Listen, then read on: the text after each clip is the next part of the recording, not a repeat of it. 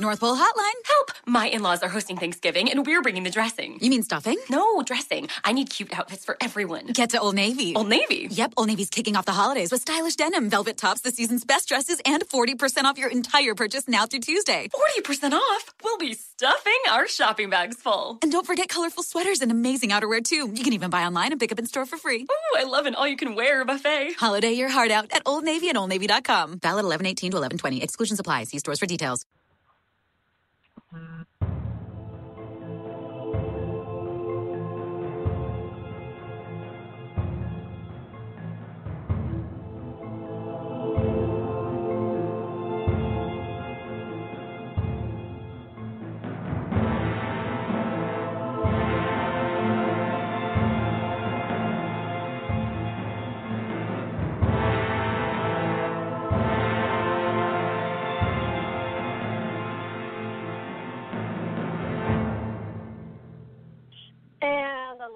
Welcome to Aquarian Radio, AquarianRadio.com.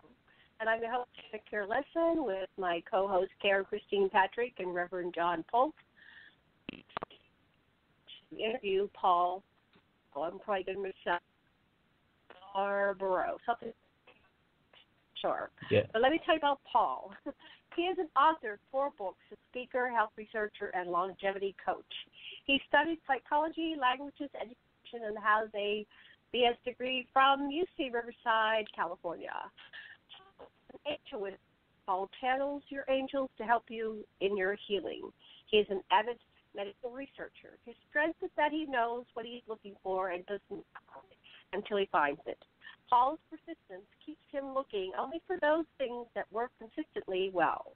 Paul's healing system was given to him by 2 Native American First Nation Indian shamans. Paul had a thriving healing practice in 2008, and when he added this healing system to his practice, his healing results and client satisfaction went through the roof. Throughout his spiritual journey, he has come back to realize that the true knowledge can only be uncovered from within self, balanced by mind, body, and spirit, driven by heart's connection, heart's conscious expression for love towards all things.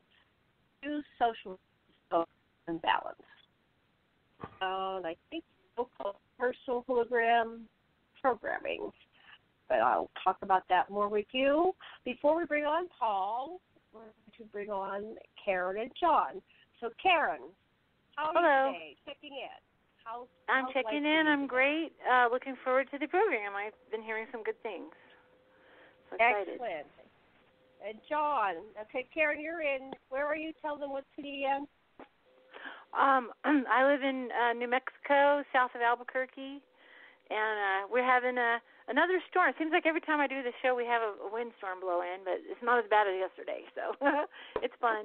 Okay, so we've got tumbleweeds flying by. Oh, no, tumbleweeds, just like in the movies.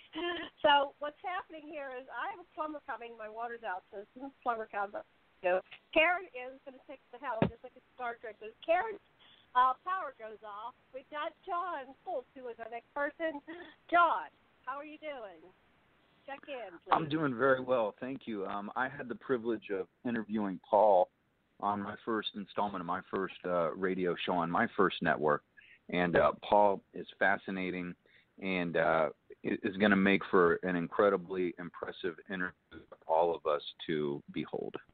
So, look forward to a great night. Awesome. Awesome. And, okay, I'm going to pass the baton to you, Karen, as I'm getting a call. Okay. Take it away and introduce Paul. Or have Paul. How about, Paul, you introduce yourself. I don't have your introduction bio, but you know what? I bet you could get it right up to date if you introduced yourself. Go ahead. Okay, thank you. My name is Paul Barbaro. I am an angel whisperer. That means that the angels are in continuous contact with me. If you have any questions of your angels, you can ask me and I can ask them. Most of my books that I've written, I'm on my 6th book, which is called, my 6th one is Resolving Global Conflicts. And most of the books are simply downloaded from the other side because they asked me to write these books about healing methods that work. So that's who I am. I'm an angel whisperer and an author, healer. Yeah, sorry. It's called. Hello, I think that was her talking to a background person. No, I think that's very, very interesting. I have one automatic writing book, so I can kind of identify with books kind of flowing through you. And I need to do that more often because you're on your number 6. I got to get to my second one, but that's awesome. And who would you explain that angels would be? Like, I know there's all kinds of different kinds of beings, and people have different kinds of definitions for that. What would be your definition of who somebody's angel would be? Okay, I've never met a person that has less than 20 angels. They are usually with you all the time. Your ancestors and friends, family, and other members are with you all the time too in spirit, because the spiritual realm is all around you. It's almost like a fish in the ocean, and the angels and ancestors and friends, family, and energy that you live within is the water. And so the fish can say, well, I'm tired of this water stuff. I think I'm going to grow some legs and go on the land. But that doesn't disconnect him from his tribe. And I call all the beings assembled your tribe. But back to your question on what do you consider the angels to be? Angels are not human, okay? They were created as messengers, comforters, companions. They don't have sex or sexual organs. They are pretty much amorphic. They have female or male energy, or more male or more female energy, but they're not having baby angels, so there's no real need for sex at the angelic realm. Other than that, you ask me another question. No, I like what you said about the ancestors being around. I identify a little bit more, or connect with a little bit more my own ancestors. That's who I seem to have more, and also actually what I would call ET friends, or people in other parts of the cosmos, or other parts of other dimensions. But so when you're a whisperer, you're kind of basically, if you're talking to somebody and giving them some kind of information, then you're basically talking to their angels or their tribe, their spiritual tribe, more or less. Would that be a correct assumption? Yes, I definitely. Like I said, I'm in constant communication with them. It's like a walking meditation. It is. They say all kinds of things to me, but I told them to keep it positive and screen the information coming into me. So they're helpers also. 1 year, this is many years ago, I asked them to, I have this broken projector in my mind, in my monkey-type mind, and I asked them to quiet the broken projector in my mind, and one day they did, and it's been quiet ever since, which I think is just magnificent. And then I told them to only give me the true information and the information I need to function. So there's a lot of clutter in the mind that doesn't chatter at me all the time. So I guess that kind of clarity is what I use to focus on their dialogue with me to create the books. Oh, that's fantastic. John, I'll pass it on to you to help get more information and kind of fill in the picture. Okay. So let's go back to how and why Paul is on Aquarian Radio tonight. So Dave Cruz, who is the host and producer of Beyond the Strange, great host. He's getting a bigger and bigger audience all the time. And he went to the Awareness Life Expo. And we were talking about this the other night on the show. And Paul was explaining that a number of people there into consciousness studies, spiritual healing, UFO, paranormal, and he came in contact with Dave Cruz. And I was talking to Dave Cruz recently about we needed a guest for tonight. And I guess we found Paul through Dave on Tuesday, and he agreed to do a show with Gigi and I on Wednesday. and tonight here on Aquarian Radio. So I thought that was just perfect, and the timing was perfect. The name of my show is Quantum Hologram Matrix, and it turns out that Paul is a universal hologram programmer. So it was perfect, perfect chemistry. Our belief systems overlap quite a bit. I've added to my healing modality recipe based on a lot of tenets and basic disciplines that he learned from actual Native American Indians. And I think that's a great place to start. So, Paul, you want to talk about your experience, some of the questions that you gave to us the other night. So before you met the shamans and then after you met the shamans. Okay. Let me start by saying I was a healer from about 1982 on, and I thought I was pretty good, and people would tell me I'm pretty good, and they kept coming back. So but pretty good is not really great. And in the meantime, I lost several best friends, several close friends, and 3 siblings. I'm from a large family of 12. And to lose 1/4 of your family hit me hard. And so I asked the universe, what am I missing? Because I was pretty good, but I wasn't getting the results I was wanting. People who do healing work may run into this from time to time. You're working on someone and they do die, and you go on a search. So I talked with my angels and I said, okay, angels, what do I need to know? And they said, go ask healers that know. And they said indigenous people might be the best place to start. So one day I was up in Alaska and had a little bit of time to kill, and I was out in this great big field watching. There was this thermal, and I was watching hang gliders and great big eagles and birds floating around, but they were so high up you could barely. I mean, they were just a speck in the sky. And out in one of my fields, out in one of the fields was a Native American, and he had a blanket spread out. And he had skulls and bones and rocks and other things on there, horns, and little objects that he made. And I said, this guy must be a shaman. I said, I'll wait for him to get done with his ceremony and then ask him some questions. So when he was done with his ceremony, I went over there and introduced myself. Now, I'm part Mohawk, and so being part Native, they're more inclined to talk to you than not. If I wasn't Native, he probably wouldn't have spoken with me or would have just, passed me over. And I said to him, out of all the chakras and pressure points and acupressure points on the body, what's the most important?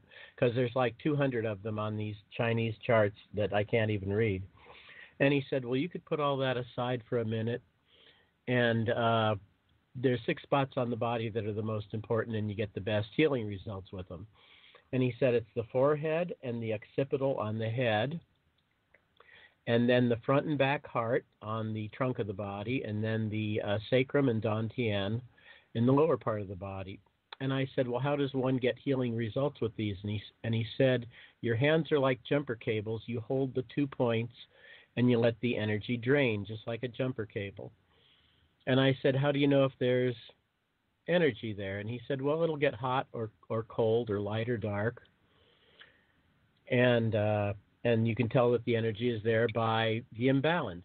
And I said, is healing balance? I mean, this was a surprise to me. And he said, yes. And I said, is healing also grounding? Because he was doing this ceremony in a field in Alaska.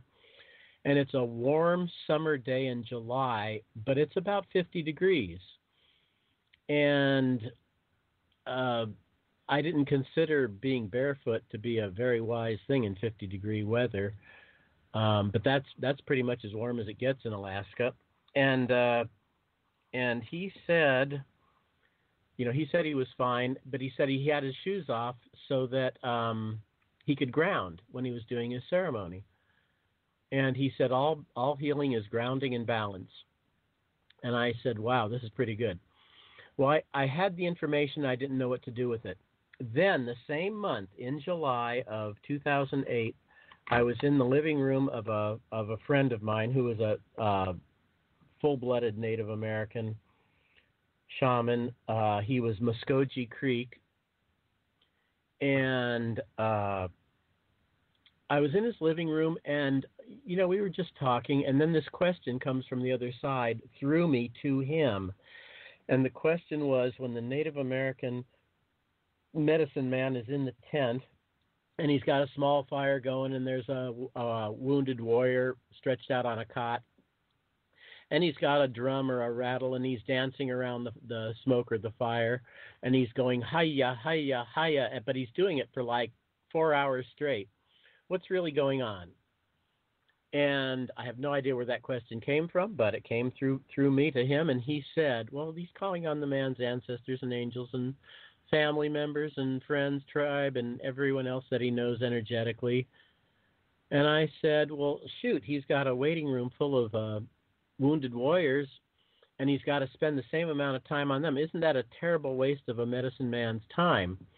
And I was actually poking fun at him using the American model of medicine, where the doctor has to spend 7 minutes with the patient and has to give him some drugs to take home and, come back in 2 weeks and give me more money and have me check up on your progress. And he got real quiet. And instead of saying, I don't entertain fools, because I was Native and because we were friends, he said, we heal as a tribe or group. If your tribe is sick, you will not stay well. And I said, what did you say? It's like for 30 years I'd been listening for this sentence. And he said, if your tribe is sick, you will not stay well. And I went home and I meditated upon that, and basically I quit my practice. I said I can't do this anymore because until I integrate this method into my healing, because what I was doing, these two bits of information, the 6 points on the body and then the healing with your tribe, was so profound to me that I said I can't do what I'm doing until I figure out how to use this in my practice. So several months later, I called up half my client list and I said, come on over, I'll work on you for free.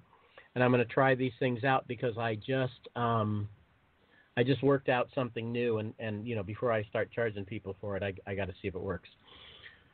So half a dozen of people came over and I started working on them. And I went from being pretty good to miracles.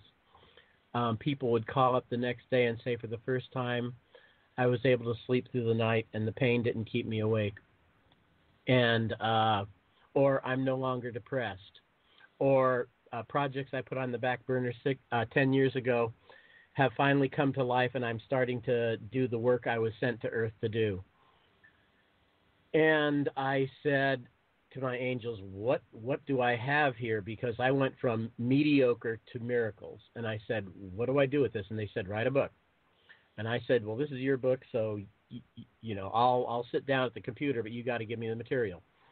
And from 2008 to 2014, I was putting together the concept. I was doing the healing work, but I hadn't quite formulated it.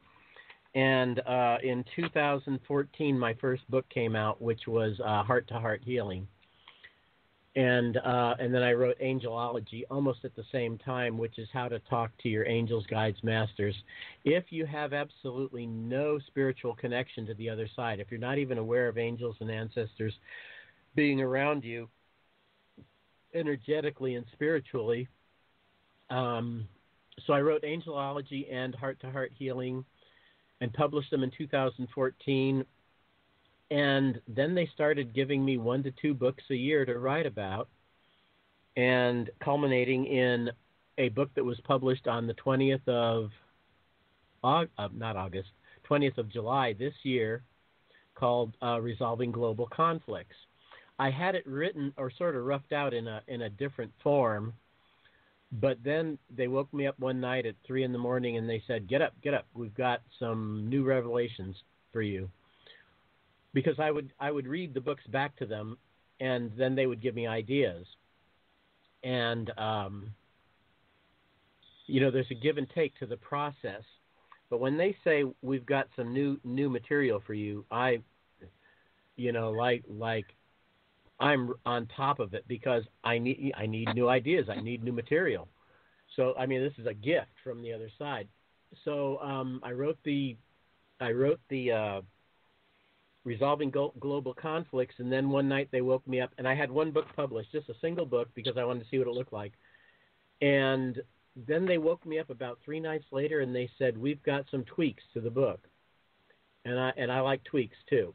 And so I got up and I sat down at the computer. I work on this little laptop, and it's just straight dictation. It's just they tell me what they want written, and I write it down, and then I say, where does this fit in the book? And then I put it in there. And that's okay. When I was at the Awareness Life Expo, that was the very first time I did that process in that form, in what I call the new form rather than the old form. And there were people just floating out of the room at the end of the second day. And we had probably, I'd say maybe between 15 and 20 people in the room. And we did the process, and it's very, very fast. Takes about 10 to 15 minutes. And we do a few warm-up exercises before we start. And then we go right on into it. And I was impressed with the results that we all got. Let me put it that way. And the next day, the people were floating even more. It was like their feet weren't even touching the ground when they were walking down the hallway. And I said, and they looked like 5 years younger. And some of them were already young. They were kids. And I said, my God, you look so good. And it was like they were shining. Their face was just shining. And I said, the only thing they did yesterday was the process. So now I'm ready to take on the world with this. Looking forward to do a crowdfunding of for some money to produce a PBS special or something similar to that. I was told that PBS isn't going to put it on because there's a lot of doctors and medical organizations that donate money to PBS, and they don't want to do anything to threaten their revenue stream. And I said, well, I can understand that. So if PBS doesn't want it, well, then somebody else will take it. I'm not particular. So that's the story of the genesis of the Two Shamans and a Healer book and the Resolving Global Conflict.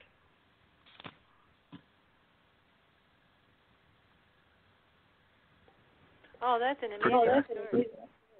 I really enjoy your talking about we heal as a group, or we heal as a tribe.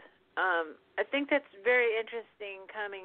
I'm part Cherokee and Patawomic Native, and this is not, we revere, these indigenous cultures, but straight up, this is not exactly the healthiest culture. It had genocidal things that happened. The family members that I have from my tribal side have generational illness issues, particularly diabetes is one, alcoholism is another.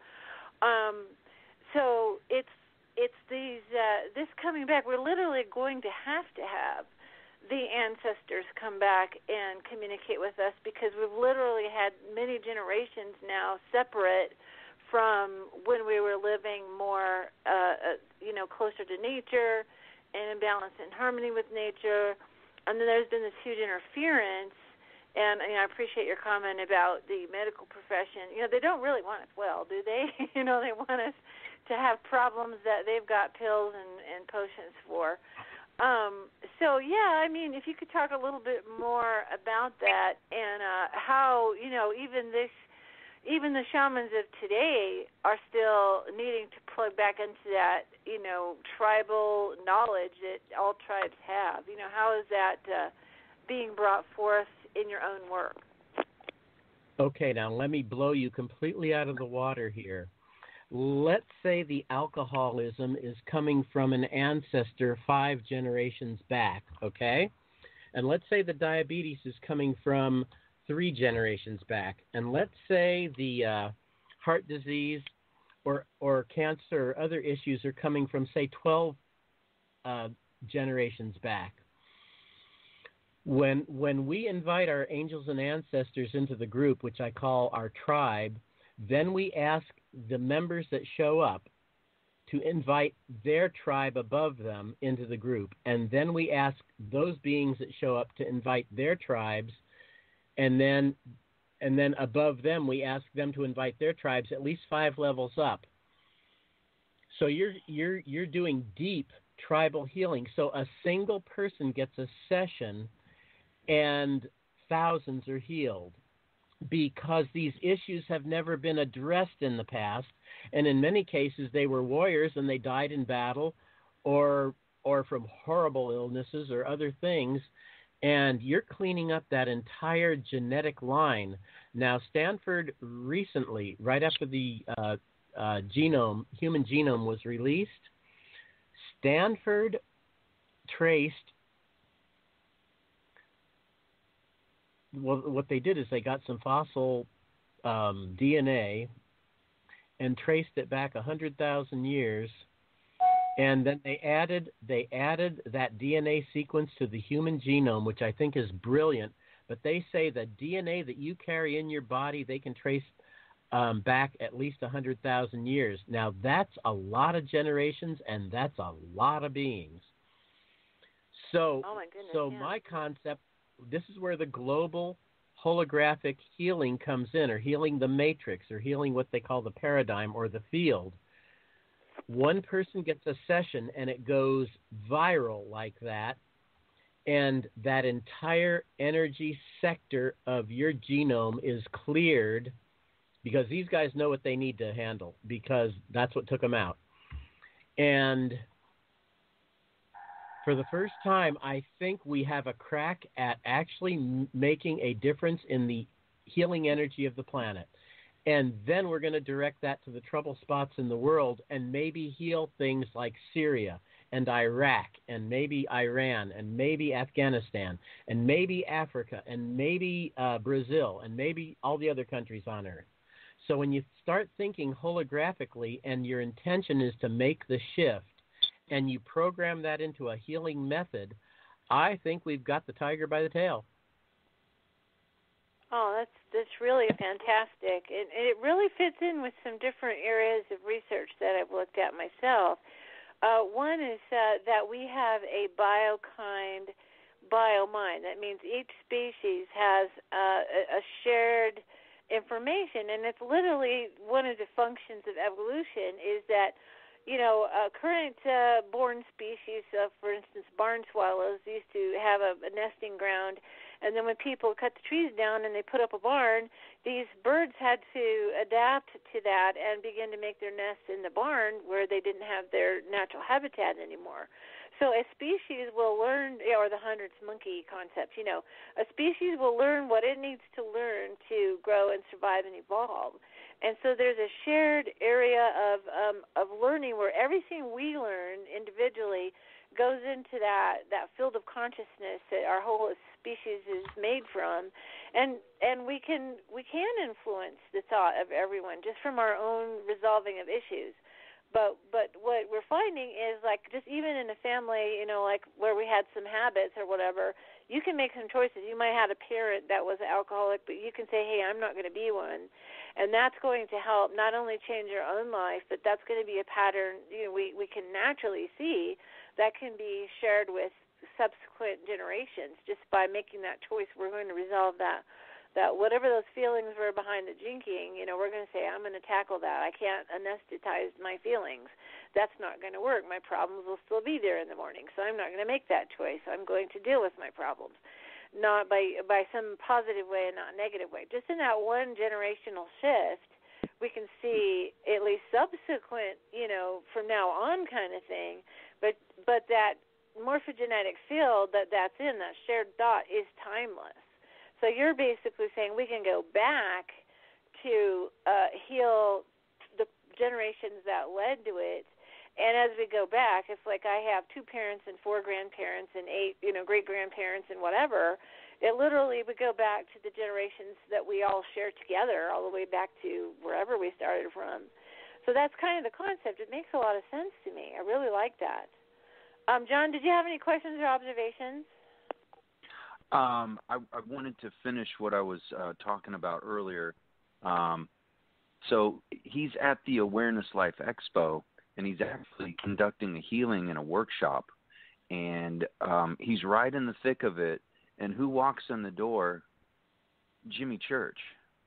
Jimmy Church walks in the door, and he gets a first-hand view of him right in the middle of his modality conducting his practice, and he can see all of these people attending the conference, and they're responding very positively, and he has total command over the spirit world, all the people in the room, their collective soul circles, their entire tribe going back perhaps, 20 or more generations. And Jimmy observes this. And, Jimmy, he's a pretty open-minded person, but he does demand proof also. He's a brilliant host, but he will corner you and want facts, statistics, proof. When it comes to spiritual healing, really the only way to prove it is to actually see the physical results and also the mental, spiritual results of the people that were the subjects of the healing. But anyway, so Jimmy observed this and said, hey, man, we have got to get you on the show.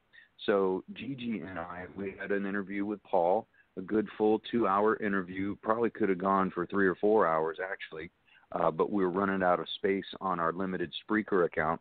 And after the show, I asked Paul, hey, stay on, we want to talk to you a little more.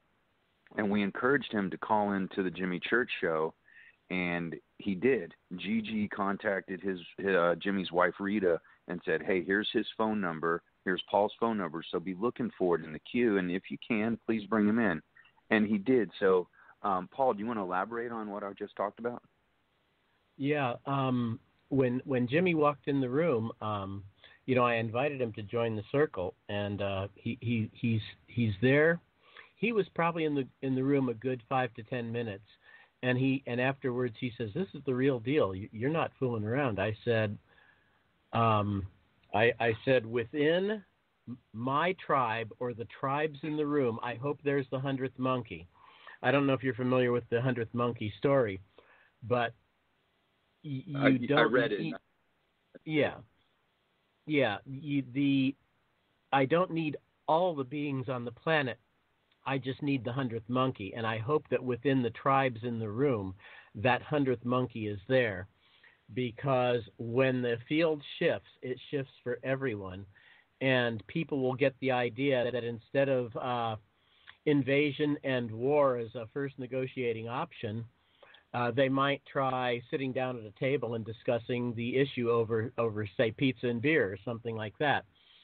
And thus, or let's say a person has a fat portfolio and he's got all these pharmaceutical and war machine stocks, and they're coming out with a bigger, better bomber that can take out, half a city with a single bomb, and it's stealth so they can't see it coming, and they can do all this death and destruction. And then the hologram shifts, and they say, you know what, maybe I ought to sell my war stocks and my pharmaceutical stocks because, I used to be into this stuff, and I had a very nice retirement off the dividends and the increase in the stocks, but I don't think that's a good idea anymore. So they dump their stocks and buy something like research stocks or things that will actually make people better. Maybe they donate the money to Habitat for Humanity or some of these other groups that are doing huge amounts of good for people. And so that's one of my hopes. And did I answer your question, John? Sometimes I wander and I get lost. Jimmy was very impressed. Yeah, that was basically it. I wanted you to comment on Jimmy, and also you can comment on your call into a show if you want to do that. Oh, yeah. Okay, so I called in last night, and he was taking several callers. I called in at 9 and 9:15, 9:30, 9:45, and I couldn't get through. And it simply gives you a message that they can't connect. So I said, well, let's wait till 10 or a little bit later. And then this lady hung up, and I dialed right on in right after the lady hung up, and I got in. And Jimmy looks at the phone number, and he says, is that Paul Barbaro on the line? And I said, Jimmy, are we live? And my internet is on, and I'm listening to Fade to Black. And I said, Jimmy, this is Paul. It was awesome seeing you at the Awareness Life Expo. And he said, wasn't that amazing? And I said, yeah, Jimmy, basically he made half the show because he did 2 radio shows there. And I commented to him that his ability to ask on-point questions that are really probing and really searching was the greatness of his interviews at the expo. And I was listening to him for the past 2 nights, and I said, your ability to ask questions is amazing. It reminds me of Charlie Rose. And he said, I like Charlie Rose, and I study how he asks questions because I want to be that good. And I said, don't look now, Jimmy, but you're as good or better than Charlie Rose. And he said very few people make that connection with the subject of the questions. And so we talked a little bit about the expo, and he said, well, give me your website and give me your email, and I did, and then it was like a 5-minute call, and then he ended the call and went to the next caller, and I was very, very, very happy and very pleased. So thank you for whatever work you did on that. Well, we got to give the credit to Gigi because, from what I understand, he was communicating with Rita, who is Jimmy's wife, and said, "Here's his phone number. If you can, please accept his call. Because I know that you all met each other at the Awareness Expo, and he did. Jimmy brought it up that he wanted you on the show, and I'm like, well, one way to get to Jimmy is to call in. He loves it when people call in, especially if he met you at a some kind of Awareness Life Expo or UFO conference, anything like that. And he's very loyal to his followers also. So yeah. Now when I call in, and I try not to call in too much, but when I do call in, I almost always get through because he's got my phone number on caller ID. So he will talk to me off air during a commercial, and he already knows it's me. Hey, Rev John, hold on, man, you're gonna be the next person in. So yeah, I gotta love Jimmy Church. He's the best in the industry, in my professional opinion. Yeah, I've listened to a lot of radio commentators, and I consider him the absolute best. And I mean, I go way back, to the days of KFI and some of those shows. So, yeah, he's good. He is. Art passed it to George, and George has passed it to Jimmy, and now let's pass it back to Karen. Okay. Yes, Karen. No, I did mention the 100 Monkeys. Thanks for following up and mentioning more, and just to explain it to people, it was something that happened was this observation. I believe it was in the World War II era, or might have even been Korea era, or something like that. These soldiers were noticing that these monkeys were been given yams, or they got yams to eat that they dug out of the ground as a ground crop. And one of them, it kind of tastes grungy if they got dirt on them, right? So one of them did like a raccoon does and washed his yam in the river, right? And then it taught, it was a mama a monkey, it taught its baby how to do it. And pretty soon the other one thought that was a pretty good idea. And pretty soon that whole tribe of monkeys was doing it. And then I don't know where the number 100 comes in, but maybe there was 100 monkeys on that one island. But somehow or another, when that 100th monkey, in a sense, washed its yam in the river, suddenly all of the monkeys on that island began to do it simultaneously, as well as other disconnected islands, the same species of monkeys started to do it. So it has to do with this biomine, this morphogenetic field, which is, when you see a school of fish and they all turn the same way, and we're watching the Jacques Cousteau special, or you're watching birds in the fall, and, what makes them all turn and fly in the same directions at the same time exactly so they don't collide in midair is this activation of resonance in the morphogenetic field. And humanity has a morphogenetic field as well, And if I was that person with those war stocks and bonds and pharmacy, I'd be selling those puppies right now, because based on, from the time I'm a young person, a second-generation conspiracy theorist from my dad, it seemed pretty hopeless that anybody would understand any of this stuff. And in my lifetime, I watched the biggest change that happened was media, because all we had was 3 channels, including PBS, right? And all these, networks would not let alternative points of view come through, all the way to now where we have Jimmy Church and Aquarian Radio and all these other shows. And I would suggest people also get themselves to these expos and conferences and conventions, because it's very, very exciting. The sharing that's going on. I've got some noise on my line. Are you guys hearing that? It's kind of... I hear the noise. Yes. Yeah. Hi, Karen.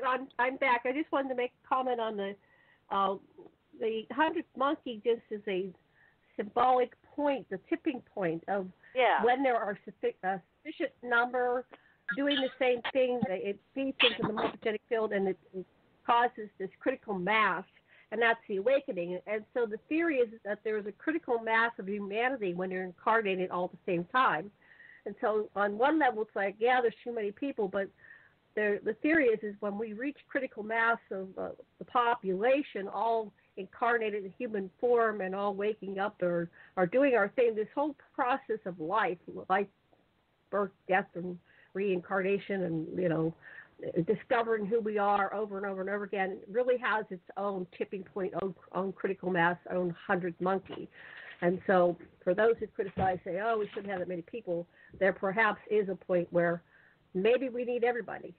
And perhaps that's what's going to create us waking up when we finally have enough people going, what's going on, and can we do this a better way, that we will finally have the evolution of consciousness and this ascension process and higher level of awareness. Okay, back to somebody.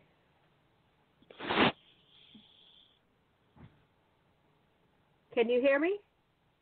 Oh, yes, I can. No, that was really good. I was trying to pin down if it was my end that the noise is coming from. No, that's perfect.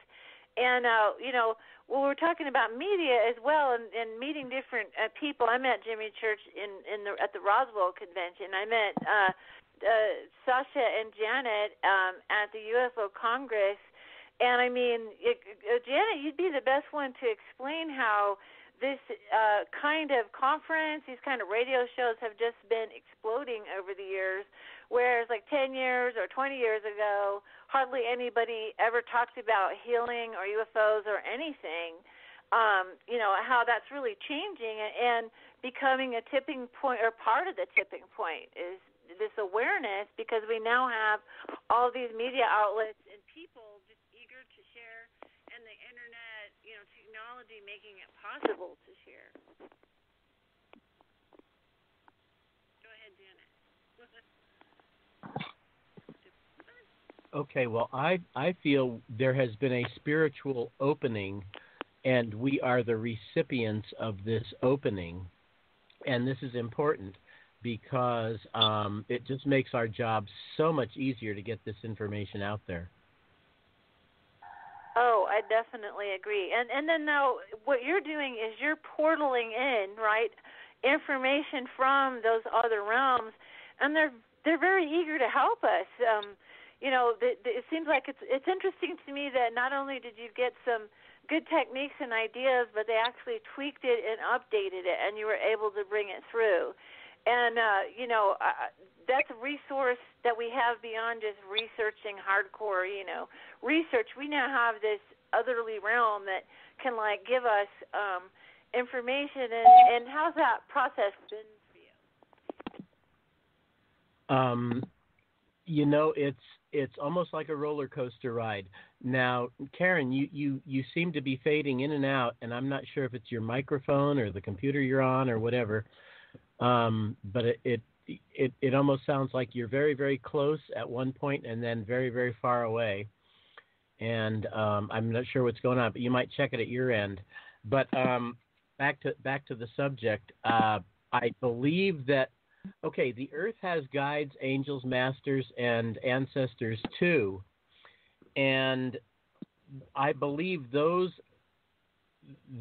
Earth's tribe is working with our tribes for the shift because there was a man named Rick Bunnick in 1998 wrote a book called The Messengers.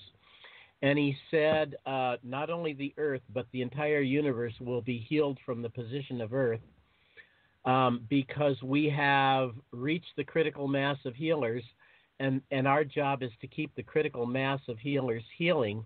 So one of my missions is to take failed healers and kickstart them and get the healers healing again. So it's like healing the healers. And amid this process, I came up with this global holographic reprogramming to where we can go from say the Middle Ages or the Dark Ages and come to an age of light where there really is light, because just incessant war for incessant profit in my book isn't very light. So I'm all about healing the healers too. Oh, that's good. Thank you. Yeah, no, that's it. We're the walking wounded, right? So physician heal thyself, right? That makes sense. Yeah. Go ahead, John. So on he gave me a number of emails which I forwarded to both Janet and Karen, and contained within are a number of videos. And I believe the very first one is Community Healing Process. Wow. It's a 17-minute video, and it's definitely worth watching. And he probably has 50 subjects, give or take, I'm not exactly sure, in a healing session. And he's going through a number of prayers and connections with different archangels. And I don't want to get into it too much because I'll end up trying to say it for him, and I'm sure I'd say it incorrectly. But a lot of it dealt with Archangel Michael and his flaming sword. And I was curious, Paul, if you would want to go through some of that, because I found it incredibly interesting. And also, you said that you wanted everyone to turn to their right, that it was more effective than turning to their left, and then they would touch the person in front of them on the back. And you want to go through that video Sure. and that whole process, because it was incredibly interesting, and everybody should watch it at some point. Right. I have that section of the process memorized. Okay, the way the process is laid out is there's some, introductory comments. What I'm doing is I'm reading a script, and it's written out so that anyone can get the script out of the book. It's in the Resolving Global Conflicts book. Everything I do during the process is scripted out because I had to make it so easy that a person who has a club at a church or a community organization or a family reunion or just a group of friends or just anybody can do the process just by reading a line out of the book and inviting the group to do it. So what happens is in that video you saw there were 56 people in the circle. Now let's say each person invited 100 of their energetic family, angels, guides, masters, ancestors, and then they invite the tribe above them, and let's say there's 100 each per person that shows up. Well, that's 10,000 beings, and then they invite 100 of their tribe, and that's 1,000,000, and then they invite 100 of their members, and that's 10 million beings connected to every one of those 56 people. So that's 10 million times 56. That's a lot of beings in the room. Okay, and then what we do is we form a circle, and I have the people spread out their fingers as wide as they can and put it over the heart area of the person in front of them. But if that's too uncomfortable, it's okay to go shoulders or sides of the chest or waist area or outer thighs or even outer legs, because some people are in wheelchairs and they can't reach very high. And also, if the process goes 8 to 10 minutes, sometimes your arms get tired, being in that position. But I tell the people that the circle is a healing accelerator, and the energy goes around and around, and every single command, it accelerates, just like a particle accelerator, and you can feel the energy increase as you're going along. Now, every single statement is positive, it's reaffirming, but it starts out very light, like, is it okay to work on you? And everybody says, yes, it's okay to work on me, and then it goes, you're a wonderful person, you're beautiful or handsome, depending on if it's a lady or a gentleman. And then you're such a good being. You're a magical healer, and then we get to some of the heavier duty processes, which is like, you're worth your weight in gold. You can be anything you want to be. This is off the top of my head, by the way. I don't have the book in front of me. And then they say, you're the best thing that ever happened to me. You're worth your weight in gold. You're just an amazing healer. Thank you for being my partner. We're going to send this healing around the world and heal all the tribes that need the healing. And then we come to the Michael process. And so everybody's in the groove. They know the pattern. They know that this is one of the key processes because I told them up front that we're going to call on Archangel Michael. We also call on Saint Germain and to bring the violet flame into the circle and heal all the beings in the circle. You have to understand, each person has 10 million beings potentially connected to them. At a certain level above you, all the beings are related. We share ancestors, whether you know it or not. Our DNA proves that. But anyway, I digress. So what we do is, okay, there's an energy to the circle, and there's an energy to the healing. There's an energy to the intention. They say, my intention is for you, my partner, who's the person in front of them, to heal all the issues in your life that you want to heal. And we even say what the issues are. But the healing goes way beyond that.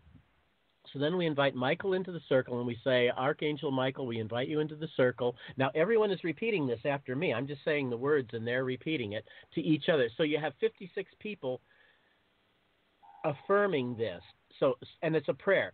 And we say we invite Archangel Michael into the circle and have him bring his flaming sword, and we want to cut all cords of attachment to any beings attached to any of us in the circle, and any beings that have joined us, any angels, ancestors, family members, anyone you're energetically connected to. If there are beings attached to you energetically, we ask Michael now to take his flaming sword and cut those cords of attachment.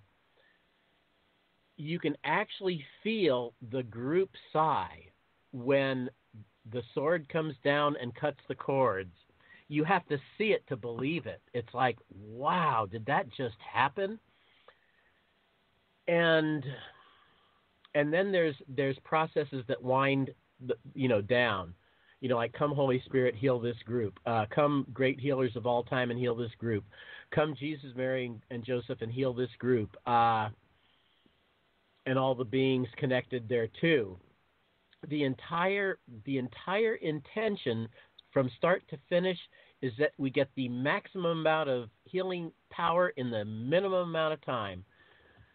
And then at the very, very end, what we do is we make a copy of the healing, and we send that copy. We add our love and our intention for healing to that copy and send it around the world and heal every tribe that needs healing, including, Libya and Iraq, Iran, Syria, Afghanistan, India, China, Japan, all of South America, all of North America, Australia, New Zealand, everywhere. And then and we invite any of the other beings, if they want to join in the intention, they can join it. I can't see how the powers that be cannot be influenced by this amount of energy being sent around the world. Now, in the video, there's 56 people. Imagine with me a group of, maybe in a stadium or a large convention hall, maybe 1,000 people, so many people that we have to have 3 or 4 circles within each other, circle after circle after circle after circle, and they're all repeating positive affirmations all at the same time. It is just magnificent. And one of my goals is to do that with a group of 1,000. So the potential is there. I mean, this is how we're going to shift the hologram. The key is your DNA was created by the universal hologram, and you are energetically connected through your DNA to that hologram. And as you command the DNA, Greg Braden and Bruce Lipton say you can reprogram that, the expression of that DNA, and all I want it to do is reprogram it to shift the hologram from war to resolution and to peace rather than conflict. And I think that's a small enough tweak to where we can pull it off within our lifetime. That'd be great. Hey, I have a suggestion and an idea. Did you Sure. say if it takes about 15 or 20 minutes, and I have absolutely no idea how many people are listening right now, and we have a lot of people who listen at the archive level, so this could really go around. Do you want to give a shot at doing this virtually over the radio? I can definitely do it, but I have to go get my script. The nice thing about getting my script is I don't want to miss a line. You know, this is all very important. And, okay, if you want to take a minute to do that, and then John, just if you can recap what you've been, else that you've been learning from your discussions with our guests, go ahead and fill that in. Do you want to go ahead and take a minute? We'll do it. I think there's no better way to learn something than to experience it, right? Okay, well, here's what I'll go get the script. I'll be right back. Okay. Okay, John, that's great. In your other interview, what kinds of things were you able to discuss? Like you said, it could have gone 4 hours. What other things did you cover we haven't covered so far? Well, I'm deliberately trying to cover things that we didn't cover, like the whole thing with Jimmy Church, the whole thing with Dave Cruz at the Awareness Life Expo. We touched on this video, but he went into more detail just now than he did before, because there's so much to it. And I did entertain the idea of asking him to go through this. It's basically a prayer/healing session. It takes about 17 and a half minutes, and it was pretty profound. And I wanted to, if you didn't bring it up, Karen, I was going to bring it up, if he could go through the whole process verbatim. And I listened to the video, and he has you repeat everything that he says. And great minds think do. alike, John. Great minds think alike. And if you weren't going to bring it up, that's why I brought it up in the first place. And the next thing I was going to ask is exactly what you just asked. You know, if he could go through at least a part of it, if not the whole presentation. So I'm in my kitchen and I'm cooking, but I put my computer on my kitchen counter, and while I was doing stuff in my kitchen, I was repeating everything, and I could literally feel my soul shifting. I could feel Archangel Michael's flaming sword cutting the cords of attachment of any and all lower energies that are connected to me, how many tribes above me, so the tribe above me, and then the tribe above them, and then the tribe above them, and the tribe above them even exponentially going up and up and up and up and up. How many beings were brought into my home? How many cords of lower energy did I sever, to the tune of thousands, perhaps tens of thousands? I don't know. And it seems like it's a process that you can do it once, but it seems very, very logical to me that you want to do it all the time. Because, as we are empathic light worker beings, we draw energies to us, and not all of them are positive. So, but if I constantly do this all the time, I'm going to cut more of that lower energy away from me every time I do it. So it's important, I believe, not just to do it once, but to do it over and over and over again. And if you only do it once, and if he leads you through it only once in your life, and you go through the whole process and you believe it, I didn't have the benefit of touching other people. Otherwise, I believed it would have been more effective. I was all by myself, but I know it worked. And I'm going to basically not steal his program, because he said he would just give the script away. But I'm going to definitely implement a lot of these basic tenets and modalities into my Reiki modality to make myself an even greater healer. Well, yeah, I mean, just thinking of that, immediate generation awareness. Like I made myself aware of my family history, and wanted to know, like, if you want to know why, you sort of automatically say things or automatically do things, just in your own, living family, and in your past few generations, you can easily see that you've picked up, things that maybe nobody said anything about, and then later you discover there's a story there. It's there because we are monkey see, monkey do, right? Or monkey mind he was talking about. We influence each other tribally, absolutely do. I mean, that's when an idea goes viral, that's absolutely what's going on. A concept is being passed around mind to mind to mind to mind, and it becomes a viral thing. And this is this resonance thing. It's like if you hear something catchy, or you get a good idea, or you decide to wear your clothes a different way, or I kind of wish that viral idea of somebody's pants hanging around about their knees would kind of stop. It's not one of my favorite ones, but I guess the guys who do it are into it. But I mean, that makes total sense. That we can make a choice to have the positive stuff maybe be more reinforced, because we certainly got positive values, and otherwise it wouldn't even exist. We've got positive values of how to live and grow and be and share and have families, definitely from our tribe, so to speak, but these negative connections and attachments. And if somebody does you wrong and you have a hatred, that's a connection. Even if you want to not be around that person, but you still have that feeling, it's there's a song that went, "Love me or hate me, still an obsession." You still have a connection.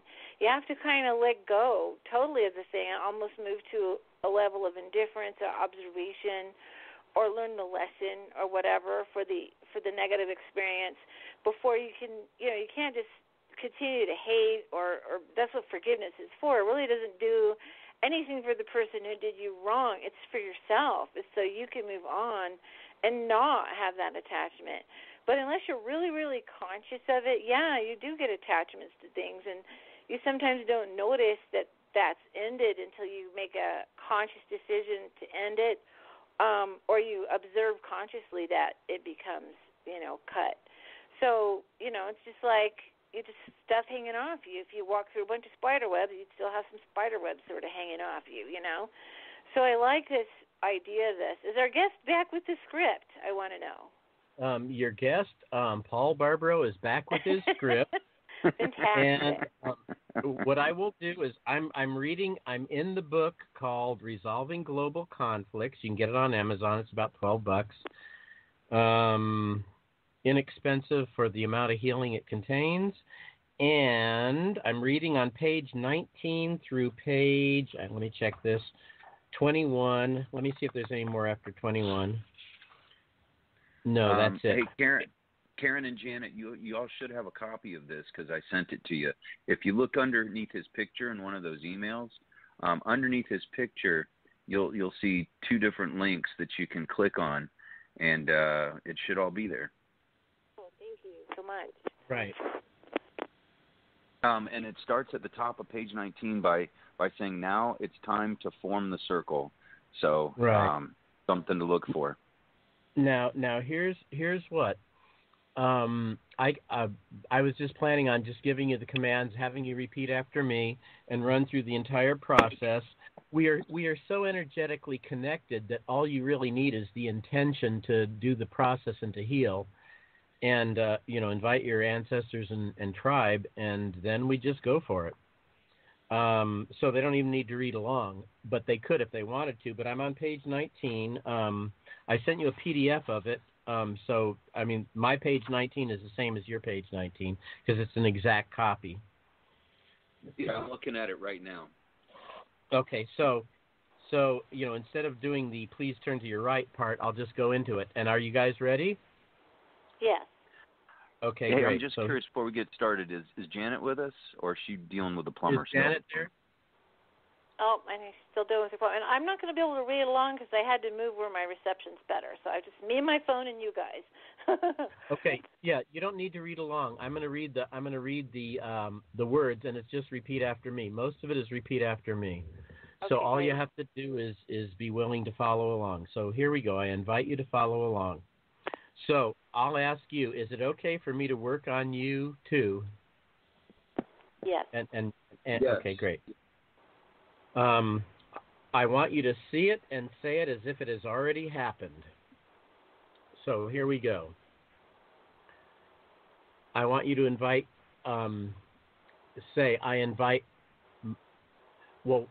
the entire group of angels, ancestors, and even the levels above you, I'll call your tribe or tribes, because otherwise it's just too wordy and too long. So when I say tribe, I mean everybody, 10 levels up, with all of them inviting all their ancestors, guides, masters, angels, and everything else. So when I say tribe, it's everybody. So here we go. And this is repeat after me. I support your healing and my healing. I support your healing and my healing. And my healing. Enough to work on you and your tribes. Enough to work on you and your tribes. I ask all the great healers of all time. I ask all the great healers of all time. To use my hands for all of our healing now. To use my hands for all of our healing now. Okay. Please invite all of your tribes who wish healing. Please invite all of your tribes who wish healing to enter this group session now. To enter this group session now.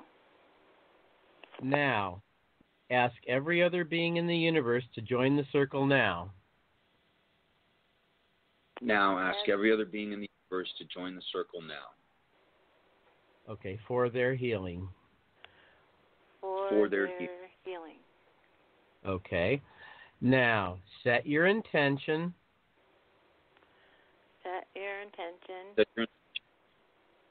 For the specific issues that you want healed. For the specific issues that you want healed. And go ahead and do that now. All right. Now say the names of the people you want to heal now. Say the names of the people you want to heal now. Okay, and go ahead and add their names if you have anybody in mind. Okay, have your tribes set their intention for their own individual healings.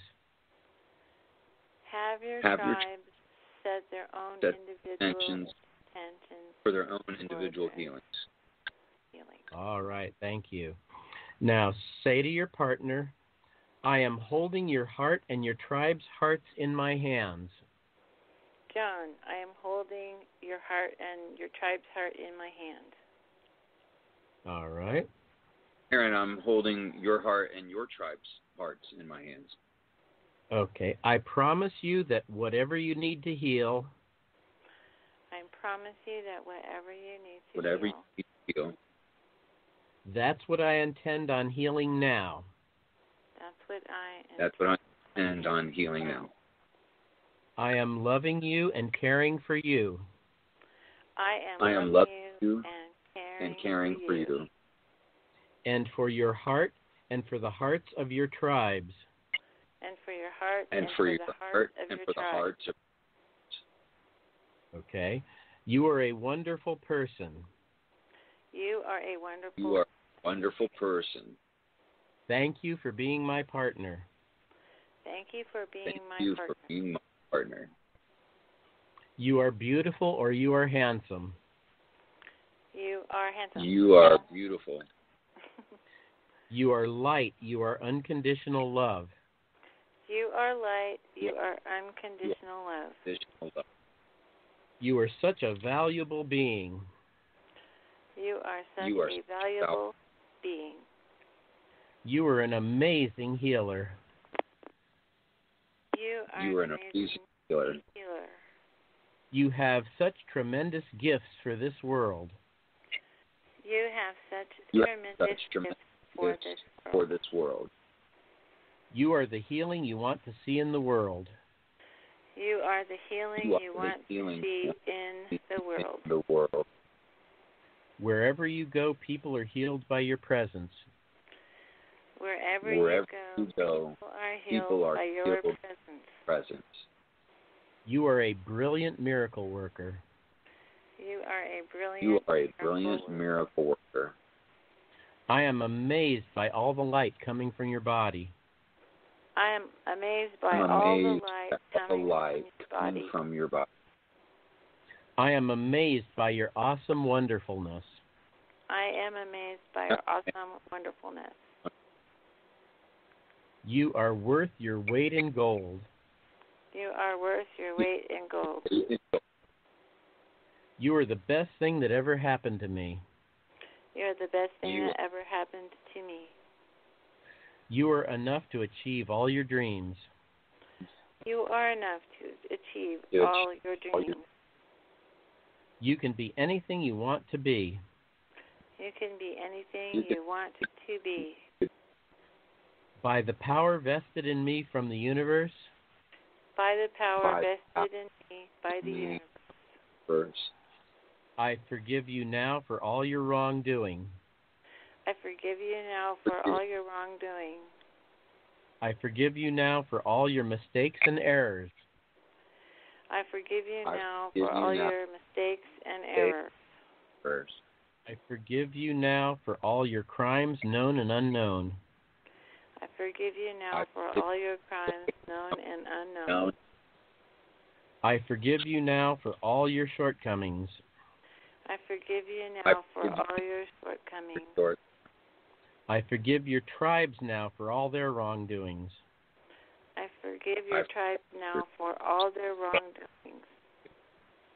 You are doing nothing wrong and you're not bad.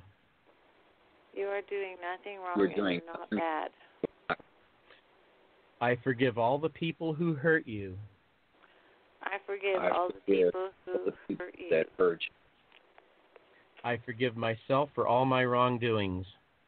I forgive myself for all my wrongdoings. I love you. Thank you so much for being you. I love you. Thank you so much for being you. You are a blessed, wonderful being of light. You are a blessed, wonderful being of light. I honor and respect you. I honor and respect you. People really like you, and I can understand why. People really like you, and I can understand why. I bless every step and every breath you take. I bless every breath and every step you take. I ask that we all and our entire tribes are healed right now. I ask that we all and all our tribes be healed right now. Come, Saint Germain and the Violet Flame, and heal this group now. Come, Saint Germain and the Violet Flame, and heal this group now. Come, Holy Spirit, and heal this group now. Come, Holy Spirit, and heal this group now. Come, Jesus, Mary, and Joseph, and heal this group now. Come, Jesus, Mary, and Joseph, and heal this group now. Come, Archangel Raphael, known as the healer, and heal this group now. Come, Angel Raphael, known as the healer, and heal this group now. Come, Archangel Michael, Uriel, Gabriel, and Metatron, and heal this group now. Come, Archangel Michael, Uriel, Gabriel, and Metatron, and heal this group now. I see you. Thank you for being you. I see you, and thank you for being you. I thank you for being you. even though you have faults, even though you have faults, I choose to love and accept you exactly as you are. I choose and love to accept you exactly as you are. Okay, now here's the Michael process. I'm going to invite Michael the Archangel into our circle. I'm going to invite Michael the Archangel into our circle. I want Michael to take his flaming sword now. I want Michael to take his flaming sword now. And cut all the cords of attachment. And cut all the cords of attachment. That any beings in this circle have to any and all entities attached. That any and all beings have to any and all entities attached. This includes all entities attached to you. This includes all entities attached to you. Attached to your ancestors, angels, and all other beings. Attached to your ancestors, angels, and all other beings. That have joined you and us for this healing.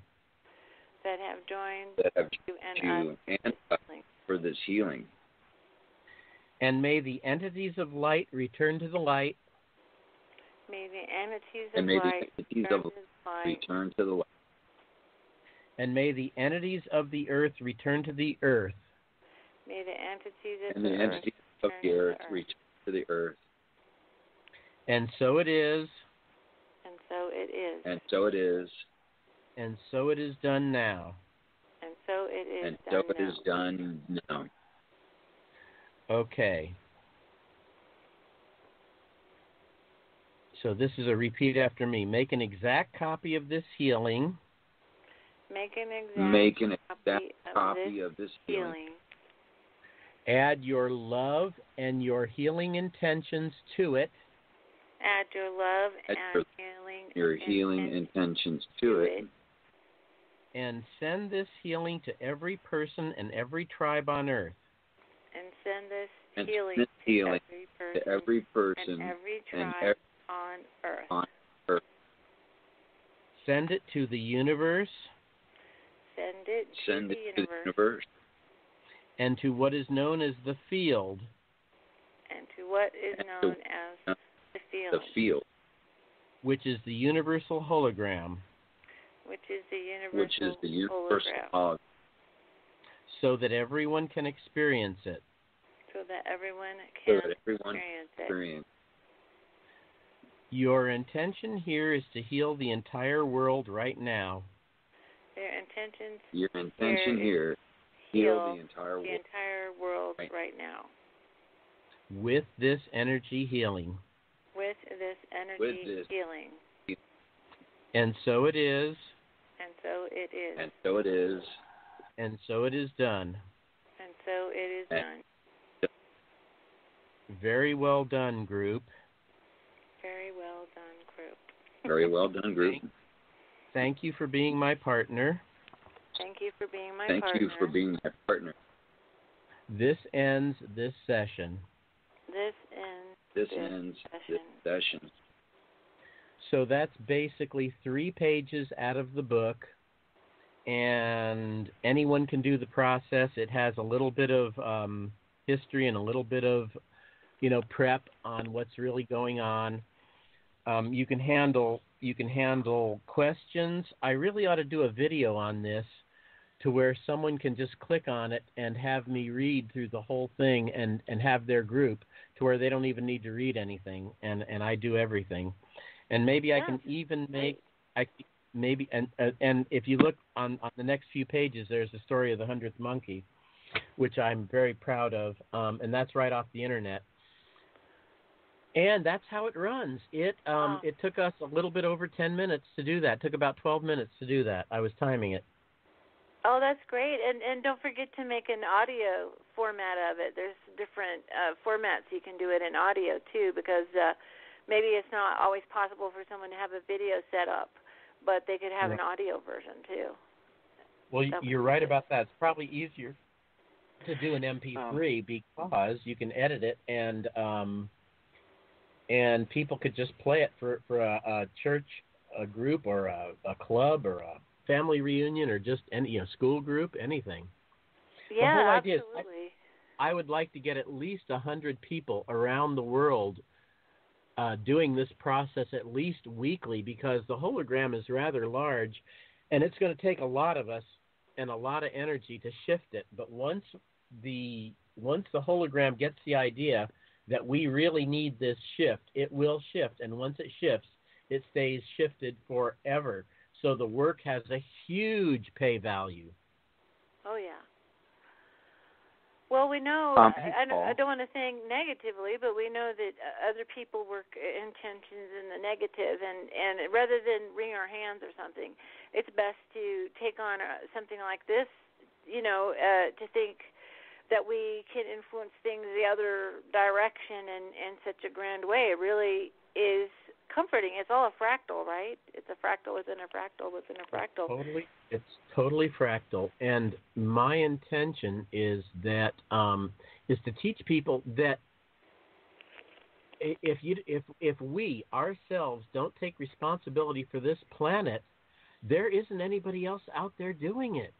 I'm sorry, we're it. And we have the spiritual awareness, and now we have the tool to be able to do it.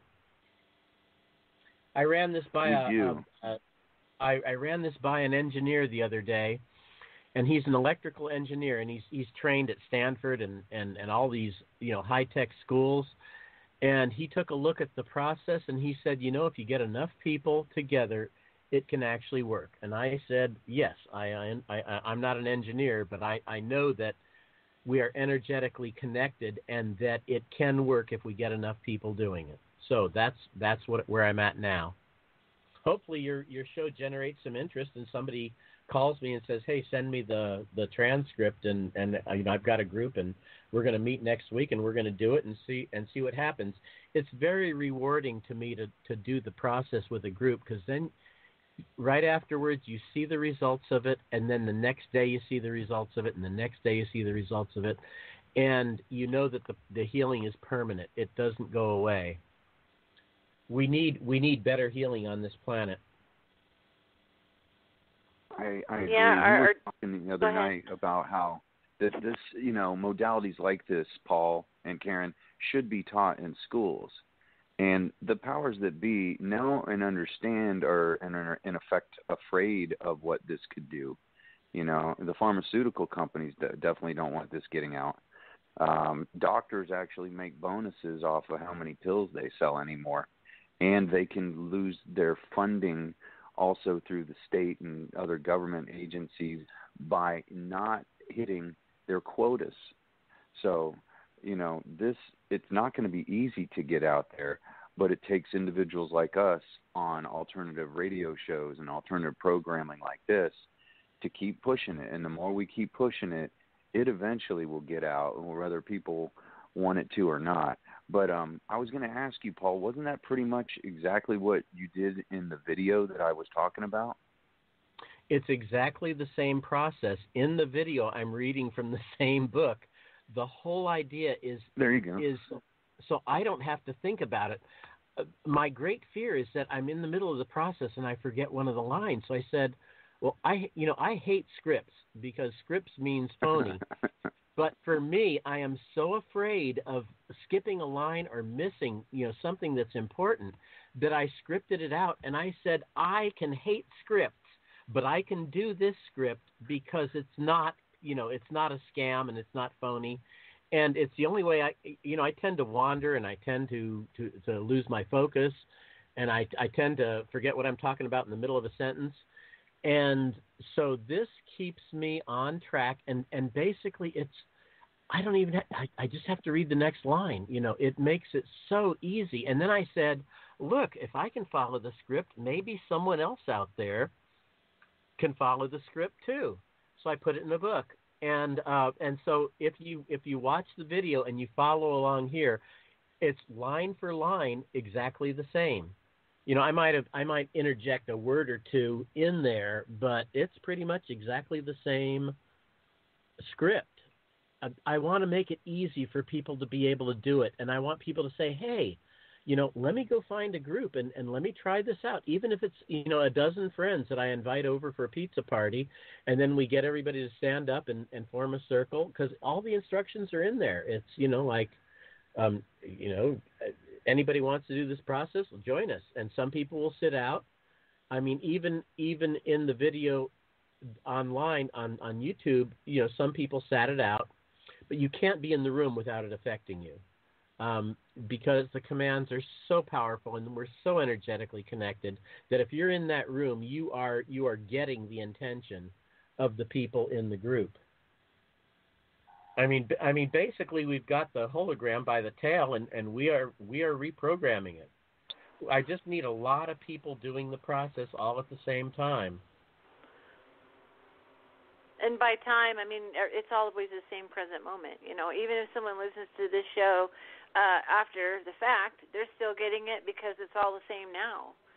Right. You can actually go to YouTube and watch the video, and that was made in March of this year, and you still feel the energy shift. You have to participate in the process, but you can actually feel the energy shift within you, and when it shifts, it never goes back to where it was before, and it's always in a positive direction. And you notice there's nothing hypnotic and nothing that's not positive, and it's all supportive and focused on the healing of yourself and your tribe. And there's nothing on earth that can stop the healing from happening as long as you do the process. That's the nice part about it. Recently, I read an article that was very interesting. It's that worldwide conflict between countries and tribes and all of that is actually going down. In other words, those people trying to sell weapons and bombs and all that kind of thing, they're running out of a market. People are getting less inclined, to fight each other. So we're participating also with a movement that is happening. That's the positive thing, is we're not fighting against anything. We're participating with the positive direction humanity, no doubt, must go to. I mean, our health of our planet, really, the survival depends on us going into a much more positive direction anyway. So, like I said, it's all good, right? It's all good. Right. Well, here's something I'm looking at. The whole idea is to get it out there and to fly so high above their radar that they don't even see us, because we are dealing with the spiritual realm, and the hallmark of American society and leadership is that there's no spiritual side. When you die, that's it. There's nothing after that. And you're just an animal, and it's okay to kill animals. And this is where your incessant war for incessant profits come from. It's okay to kill people that talk a different language or wear different clothes and maybe put different headgear on their head because they're not like us, and it's okay to kill animals. Well, part of my message is to disabuse that thought and say maybe our leaders ought to acknowledge that there's a spiritual side to us. Now, how many of our candidates are talking about the spiritual side to the people that they're asking to be the leader? I mean, or how many of them are referring to the spiritual side of the people that they've identified as enemy combatants? You know what I mean? Right. This concept of adversary creation is something that my partner Brett's really pointed out, is that an ideology that has to create an adversary for it to exist. So we over here are not like them over there. Really is pretty much bankrupt. It's not going to be able to hold up, because if that enemy becomes your friend, you don't have an ideology anymore. You've got to have something more internal and more lasting as your ideology, which includes you and the other person. And unless you want a permanent war, I mean, at some point you want peace, you've got to make some kind of way to cooperate with other people. Otherwise, it's a destruction that can go all the way to the end if it's allowed to.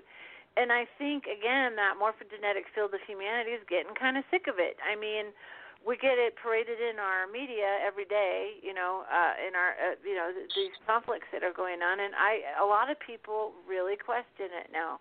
They say, hey, that's a false flag. Or they say, That who's behind that, and a huge question: who benefits? Who benefits by that conflict continuing? And then you realize, really, ultimately, none of us benefit. Maybe some people benefit financially now, but that's not the point of our existence. Our point of our existence is to be a spiritual being having a human experience and growing spiritually. I mean, that's ultimately where it's at. So, yeah, I found this, I didn't find anything, I like this idea a lot. It was really good and simple. Simple is always good. Right. Well, I like to keep it simple. Now picture this. Our rulers rule by fear.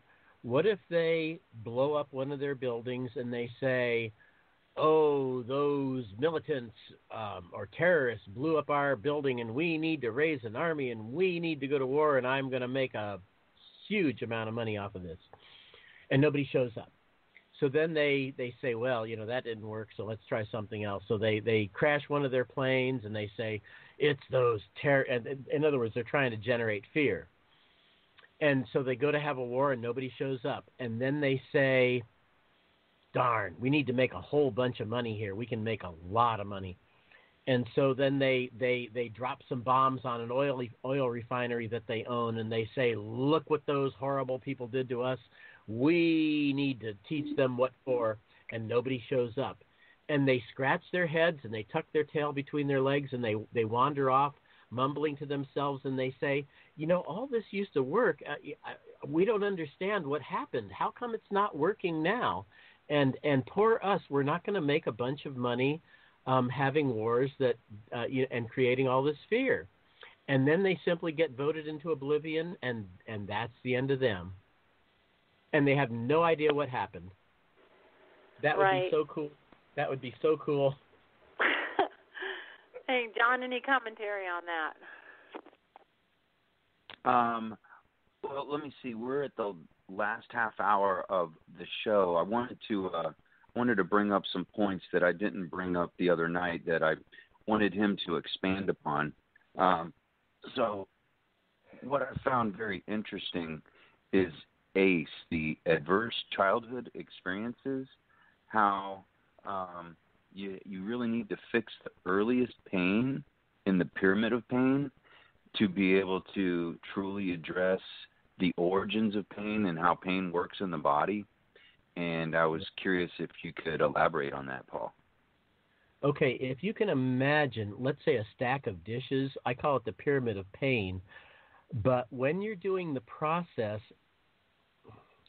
notice we don't talk about pain in the circle. But what's happening in the circle is we are blasting the base of the pyramid to smithereens, to absolute dust. And when the base of the pyramid is blasted, this is all in the book. I hope it. Oh no, it's not in that book. It's in the shaman book. This book works hand in glove with the shaman book. This is the process that heals the hologram, the energy of the universe, and the shaman book tells you what's going on in the background. And I was going to put the two books together, but there was such urgency to get the book out that I simply released it the way it is, and I think I'll keep it that way. You really need both books, and if you don't have them, I'll send you the shaman book because it explains the pyramid of pain. What happens is when you blast that bottom layer of the pyramid, everything else crumbles. And everything else, I mean, if you fell down off of a curb or off a ladder or had an auto accident now as an adult, the way you process the information about the pain is so different than how you process it as a child. And the ACE study basically said, for the people unfamiliar, you can type in ACE study Kaiser Permanente in Google, and it'll come up, and there'll be a lot of articles on it too. And what I've reproduced in the book is the actual CDC website report on the ACE study, because I wanted to keep it as accurate as absolutely possible. But what happens is when you blast that lowest level, the base of the pyramid away, everything else crumbles. And that's why it's the physical connection in the circle and the saying "heal now" or "come Michael and heal," or "come Saint Germain and the violet flame and heal this circle now," "come Holy Spirit and heal this circle now." It's that physical connection and the commands and the intention to heal and see it and say it as if it's already happened. All of that.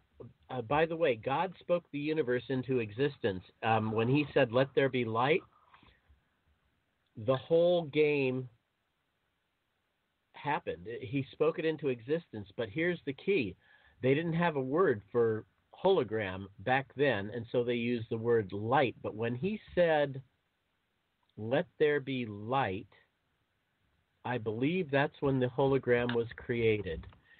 And, from an early viewpoint, you can see that light could possibly translate into, the field or the hologram or the paradigm or the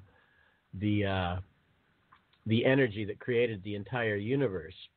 By the way, we are part of that light, and that's when we were created, is when he said, "Let there be light." That's why you speak the command to your partner in front of you. And the energy goes around the circle, and it also heals you because it's a circle, and there's a power to a circle. And so there's a lot of thought went into the process. I used to do it in a straight line, and it didn't work as well as in a circle. So through trial and error, I got it right. And the whole idea now is get it out to the world and invite people to gather together, a group of their friends, family, or church groups or meetings or whatever, clubs, and do the process. It doesn't hurt. And if you do it every single week, the people get better and better and better. And we all need healing. And I firmly believe there's no such thing as too much healing. So this adds to the healing of the entire energy that we are. And as we heal, I believe people who don't operate from fear as okay, let me give you that again. People who operate from, if they have a lot of trauma as a child, their modus operandi through life is pain avoidance at all costs, especially if they had a lot of pain as a child. Once that pain is handled, then their modus operandi becomes greatest good for greatest number. And not just me, or cover my butt or avoid the pain at all costs. And you get different decisions from people in society rather than the decisions we're getting now. I hope that answers your question. It did. You addressed it perfectly and stayed on track. So, yeah, you did. Good job. I'm trying to give you the bigger picture here. And you are. I'm deliberately trying to bring up things that we didn't talk about on Wednesday night, and we're doing that. Really, just out of my own curiosity to expand upon these concepts. I did come up with over 30 talking points of my own, and between the two nights, we're knocking most of them out, which is really what I wanted to do, not just for the benefit of the show, but also for my benefit and learning as I am, a healer myself. So I've learned a lot, and I learned even more from this show, and I'm going to continue to tweak my own paradigm and my own hologram and my own methodologies of healing, and that will go on and until I pass on, actually, because you can never learn enough about healing. You can never learn enough about human condition. You can never learn enough about angels, the spirit world, and now this whole hierarchy of my tribe above me, going up however many generations. So let's say ultimately I heal the majority of the 10 levels on top of me. Well, once I feel that conduit is more clear, the channel is more open, the lower energies have escaped me, then I want to go after the 10 on top of them and keep going up exponentially and just keep going up and up and up and up. And then once I've gone up to a certain point, I want to come back down again and start all over again right at my base and my root and keep doing it over and over and over again. And I want to pass on this knowledge to other people and other healers at the spirit centers that I work with here in Orlando, Florida. So trust you me, your word is I'm going to keep it with me the rest of my life. That's for sure. Well, I'm glad you're going to incorporate it. And it's so easy to just ask ancestors to join the session and allow them to heal with you. No one has ever asked them before now to join in a healing session, and you have to ask them because the rule is ask and you will receive. And whenever two or more are gathered in my name, these concepts work. That's also another strong foundation of these circles. I have to write all these things down and add them to the book later, or in other book, because these are so foundational. Speaking the world into existence. I firmly believe that when you say heal now, their energy shifts. And you can't stop the energy from shifting. And once it shifts, it can't go back because the engine that created the standing wave of energy is gone. It's not around anymore. Hey, Paul, please forgive me because Karen just texted me and said she got knocked off. So let me see what's going on with her. Can she call back in? I'm assuming that the recording is going on at Janet's, but Karen has the ability to do the show from her place in New Mexico. They can do it. I don't know which one is doing it. So keep talking if you wish, of course. Let me text her back and see if it's being recorded on Janet's end or if it's being recorded on her end. Because if it's being recorded on her end, I hate to say the show's over. But let me please keep talking, and I'm going to text her right now. Okay, great. And ask her, when the show is over, ask Karen to shoot me an email, and I'll send her more material. But I want to stay in touch with Karen, too. All right. She's telling me that Janet has the board. And since Janet has the board, she doesn't have the board. So unless Janet is at her board, she can't allow her to call back in. So anyway, it's just you and me, my friend. But okay, well, we can finish it off.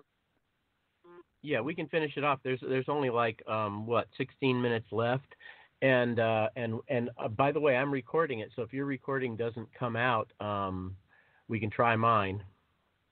Oh, that's tremendous. I'm glad that you were doing that. It was good presence of mind to do that. What's happened now has not happened in 2 years, where Janet was not at the helm. Yeah.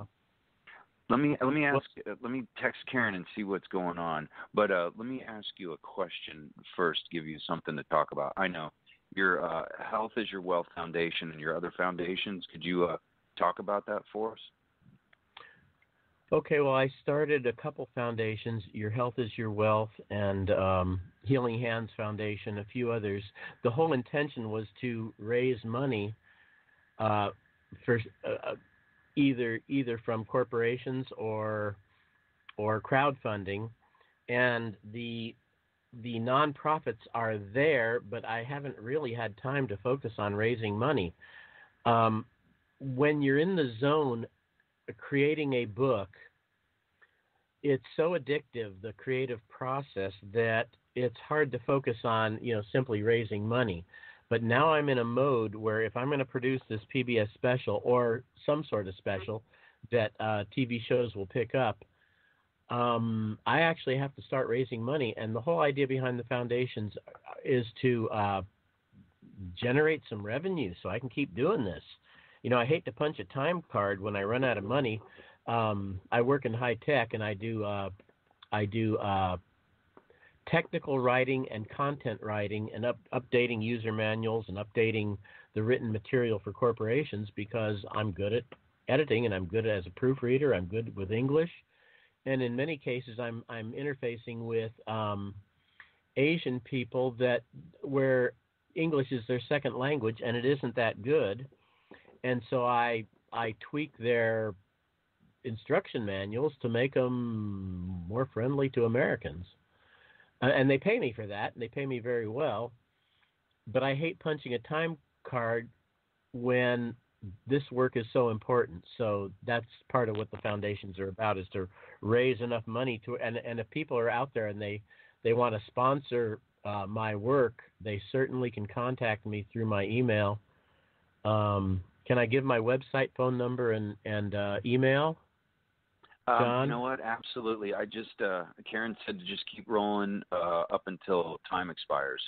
So we Okay. have probably right around 15 minutes. So yes, whatever you want to talk about, the stage, the floor is yours. Don't feel guilty about promoting yourself as much as humanly possible for the balance of the show. So well, let me say this. I want to invite all your listeners to consider, getting the book,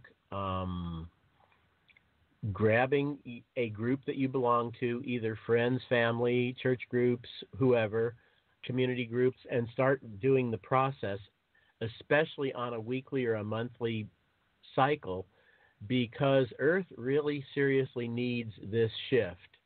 If you're happy with what you see on the nightly news, then keep doing what you're doing. But if you don't like it, give this a try. Once you do it with 2 or 3 groups and you gain the confidence that says, hey, I can really do this, and it's fun, and I like how I feel after I do it, and I like what the people say to me after doing the process, because you can get the same results I get. I put it in writing, and you just have to follow the script. What I was going to say is the powers that be rule by fear. The moment people know they have a remedy and they don't need to be in fear anymore, they lose their grip. And I love the fact that we can actually, from our position in Orlando or California or New Mexico or Hawaii or wherever we are, we can impact the universal hologram. That is so key. So the best way to contact me is phone. I'll give you my office phone number here. You can call anytime for any reason on any subject, anytime, 24/7. I don't care when the phone goes off, but it may go to message if I'm busy or I'm out. And if it goes to message, please leave a phone number and I'll call you back and you know what it's about. And I will spend time on the phone answering your questions. My phone number in the San Jose area of California is 408-253-6577. That's 408-253-6577. My email is healingangelguides, plural, at yahoo.com. That's healingangelguides@yahoo.com, and the website is healingangelguides.com.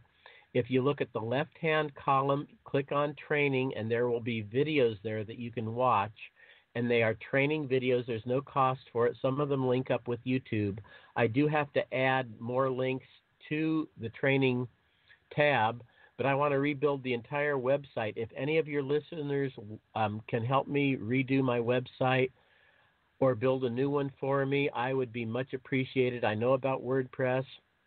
I come from an advertising background. I'm good at graphics, but I have so little time in my life. I really need this help. If you're good at building websites and you want to give me a call, use the numbers or the email that I gave you. And by gosh, my Skype account is paul.barbaro, Barbaro 3. So that's my Skype account if you want to Skype to me so it doesn't cost you anything on your phone. I invite input, I invite comments, just any kind of interaction with people listening. Whether you liked it, whether you didn't like it, suggestions, I'm open to everything. If you have media contacts, if people are listening and they have media contacts, either radio, internet, or TV, even local community stations, and they want to have me on, give me a call. Let's connect up. Let's kick around ideas, and maybe we can do something together. With Skype, it almost doesn't matter where they are on the planet. And, with the internet, we can do a lot more now than we used to be able to do, and I really, really appreciate that. The whole idea is let's use the internet for the healing of the planet instead of being making destructive comments to people and just tweeting and there's a lot of destructive stuff out there online. We may as well start doing some healing work online as well. So that's my 2 cents worth. You can go to Amazon, type in Paul Barbaro, and just hit enter, and my books should come up. There's other people with the name Barbaro, and their books will come up too. But you can tell my books have a certain look to them. They're about angels. They're about holograms. They're about healing the heart, healing heart energy. By the way, Greg Braden says that the heart energy is the strongest energy in the body. Oh, by the way, this is going on in a circle. I have to put this in the book. When your heart beats, with every single beat, there is a magnetic field created by the heart. So when you have your hands on the heart of the person in front of you, you are picking up that magnetic field. And this is part of the healing energy of the group, because with every beat, there is synchronicity. And with the words, there's synchronization too. And then with the healing commands, I forgive you for all your wrongdoing. Heal now. Come, Holy Spirit, heal this group now. Come, Saint Germain and the Violet Flame, and heal this group now. All of these, and come, Michael, the Archangel. All this is syncing with the beat of the heart in this circle, which is healing also, and it's going around and around and around. And there's a certain energy just to the heartbeat that is picked up by the circle. And I think that's half the power of the group. I could be wrong. This is just a theory I have. It makes sense to me. I believe Karen's back with us. Hey, Hi, can you Karen. guys hear me? Can you hear me now? Good. Yes, I can hear you now. That gives me an opportunity, Paul, to say, I texted it to John, but I get to say it. You're really awesome. I really learned a lot.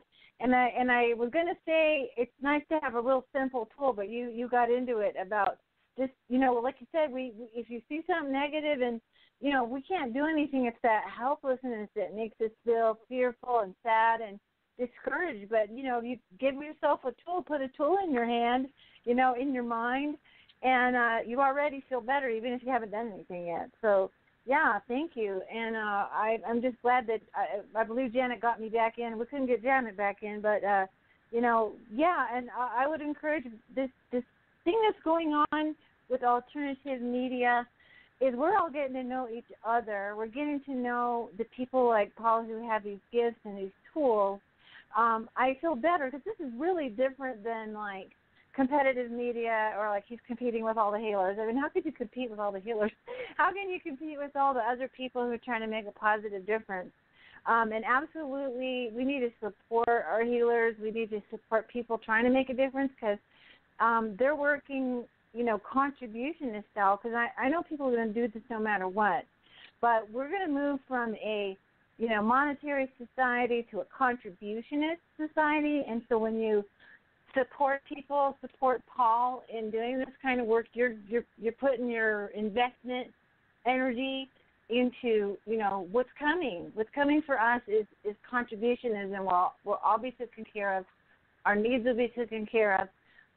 But right now we're still doing the monetary thing, so that is your way to invest in that. So I urge people to go back, find out his website, and support him. And, it's great. Any last words, Paul? Picture this. I believe the competitive swatting the almighty buck to get ahead of the Joneses, I believe that model is going to crumble rather rapidly, and I believe that Mother Teresa and Diana, Princess of Wales, and other great spirits, maybe Gandhi, and taught us about contributionism rather than competition. And I believe that once the almighty dollar model crumbles, because they when they need an extra trillion, they just print it up and then they go buy some dictator in some country or whatever they do with the money. It's their system. And the people are saying, why are you leaving us out? And they scratch their heads and they don't even understand this. I believe the contribution altruism will grab the hearts of the people, because as times get tough, the people tend to pull together, and they have no clue as to why people don't get competitive and why they pull together. But I understand it, and I'm not a missionary. I'm not out there to make converts. But if someone wants to join me, they're certainly welcome, to go along for the ride. And I invite all the healers on the planet, if you want to upgrade whatever, I don't care what method you use. I know acupuncturists and other energy workers, Reiki people, everybody. I'm just inviting you to take a look at incorporating these ancestors and angels, guides, masters, and tribe into your healing. And it takes only a minute, and instead of just working on one person, work on a whole bunch of them, because that's how we're going to shift the energy of the earth. And, of course, there's going to be selfish people that say, me, gimme. There's a bunch of lack, and I'm not going to invite angels and ancestors. I'm going to charge these people to heal them and, bless them. And we still need the critical mass of healers. I don't judge anybody, I'm just inviting them to come along for the ride. That's great. John, any last thoughts that you have for this show? How about real quick, resolving all the stuck energy, Paul? Yeah. Because I know I have some, so especially after some things that have happened lately. This is so basic.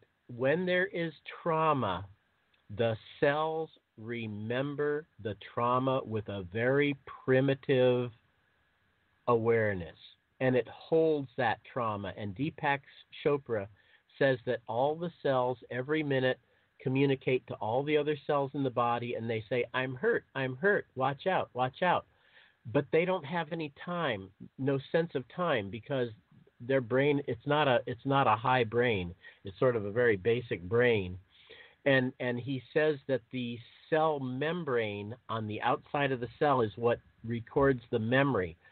So it is important to bring balance to that memory of the trauma, and that's what the circle is doing. And when that resolves, people make different decisions, because then their modus operandi is not pain avoidance at all costs, but how can we help humanity out, and how can we resolve these problems that our leaders seem to be giving us without resolution. And infinite